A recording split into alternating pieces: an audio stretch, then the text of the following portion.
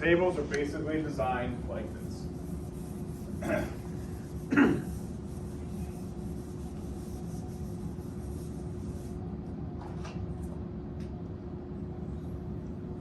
You have this, you have rows, and you have columns. So kind of like an Excel document. That's it. That's exactly what it is. It's an Excel document. It's what I call two-dimensional information. Any database record that you return is a two-dimensional document. Like this is a table. Okay, so how do we write these in HTML? It's actually pretty easy. The first thing we do is we write table. And I have a class, it's a border, so I'm going to go ahead and give it, no, I won't. I'll just do the old style. So I'm just going to do table border. I think I know you need to do border. And then come down here and do table. And so this, you can have as many tables on your website as you want, but you want to start off with table and then table. And then you get into your table rows, and that's just TR. That's your row. That's this. And then inside that row, you're going to have some cells. So I'm going to have TD. That's TD. Table data. It's a cell. Okay. So I'm going to call this row 1 cell. Okay. And I'm going to basically just highlight this, copy this, paste it a couple times, and just do this. Over here, refresh it. There it is. Now, I did that table and I wrote border inside of there. That's an attribute. HTML5, you just need to write border now. And that's what shows the borders for this. You don't have to show borders for it, but I usually initially like students to because they see what's going on. But most of it is bordered. Almost all the tables we write are bordered. Okay? And we can style them with CSS. So the CSS that you guys had for that table, I believe that one I used Bootstrap. Just spit it all out for me. But if we come back into here and you want to do another row, you just add it,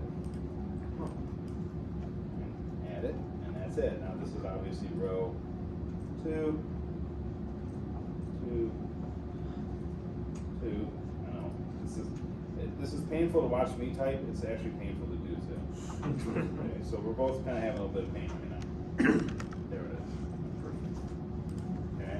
Now, what's really cool about the tables when it comes to programming is that you can write a script that will generate this based upon the data, and it will just loop through it. So it knows basically an outer and inner loop.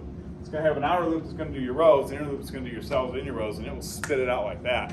And so whatever data you have for it, as long as it's symmetrical and it's going to fit for that table, it will do it. So again, if I was to take your example that I gave you guys, that you guys built, and I was to increase that data file, that SQL file, to be 100 records long instead of 8 records long or whatever it was, and say it had all the same information in it, it would spit that table out like that. The code I actually did to write that was really small. That PHP code is just a little nested loop about this big. Yeah, they would generate a table 1,000 records long if you wanted to. That's the miracle of programming. That's what I love about the programming with this stuff so much, is because you're going to write 3 lines or 4 lines or 5 lines of code, and once it gets its data, it's going to be whatever you want.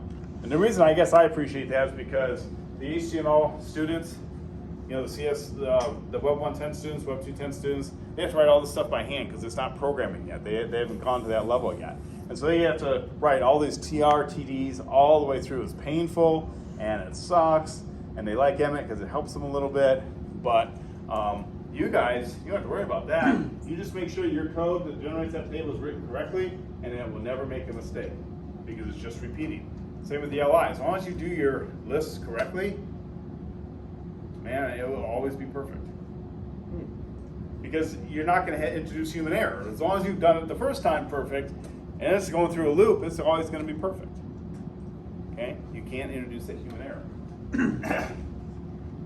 But to have someone have to sit there and write, you imagine just doing that, and me telling you guys, I think I told one of my classes this one time, it was my Web 1.10 class, and they said no. But if I was to say, write 50 rows, who would want to do that? and we'd be copy paste, and changing everything. What a mess. But you know, the programmers, you'd be like, yeah, no problem. I'll write a script to do that. It'll take about 5 lines of code. Have it call it a day. So that's the table. We will be spitting out tables in this class. It'll be one of the first things that you guys do. Tables. So it just shows you what they are. Oh, we have the TH element too. I didn't go through that, but that's just table heading. So if I do say one of those as that, it's basically that. So instead of having TD, you have TH, and what you usually do TH on the top row. It's like, come on, it's gonna make it just even more painful.